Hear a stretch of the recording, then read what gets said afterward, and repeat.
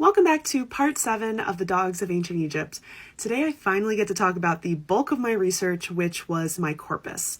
A corpus is essentially a large collection of work, and while it usually refers to a particular artist's own work, in the world of art history and archaeology, it can mean a collection of one particular type of item. So in my case, I made a corpus of every depiction of a dog in ancient Egypt that I could find. This might seem like a huge project, and it was, but I'm a completionist and I love an Excel spreadsheet. So in total, I have 509 examples of the depictions of dogs in ancient Egypt. That number has increased since I finished my thesis, because I confess I found a couple after I finished the research portion of my project, so I didn't have time to add them when I was actually writing the paper. Because my master's is in art history, my paper categorizes and interprets the depictions and iconography of these dogs.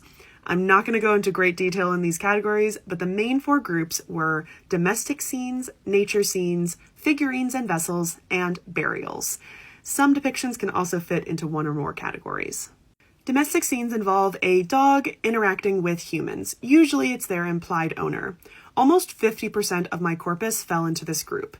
Within this group, we find dogs sitting under chairs while their owners are at banquets or in front of offering tables. You can also see dogs with monkeys, baboons, or even cats. For the nature scene groups, the dogs are either only interacting with animals or they are interacting with humans and animals in an agricultural, hunting, or outdoor context.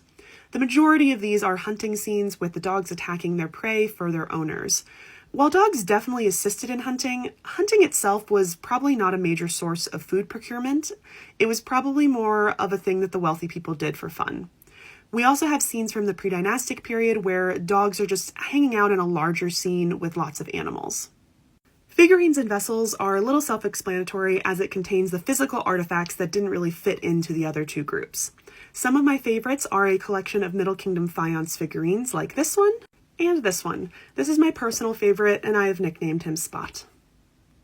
The final group is burials. Now, I had to be very selective with what burials were included because in the later periods of Egyptian history, dogs and jackals were mummified and buried as offerings to Anubis or the wolf god Wepwawet. I chose to only include those burials that seemed intentional in a domestic sense.